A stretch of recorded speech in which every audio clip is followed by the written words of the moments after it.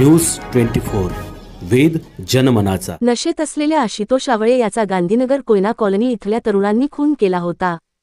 त्यानंतर हे संशयित पळून जाण्याच्या तयारीत असताना स्थानिक गुन्हे अन्वेषण शाखेच्या पोलिसांनी अवघ्या 4 ते 5 तासात शंकर बनसोडे, राजू काळुखे, शुभम कांबळे, करण डांगे यांच्यासह 3 अल्पवयीन मुलांना ताब्यात घेतलं।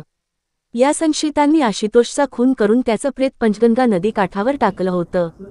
स्थानिक गुन्हे अन्वेषण शाखेचे निरीक्षक रवींद्र कळमकर, उपनिरीक्षक संतोष गळवे, अंमलदार वैभव पाटील, गजानन गुरव, योगेश गोसावी, प्रदीप पाटील, शिवानंद मठपती, विशाल खराडे, राजू कांबळे, संतोष बर्गे, अमित मर्दाने, अरविंद पाटील यांनी अवघ्या 4 तासांत ही कारवाई केली।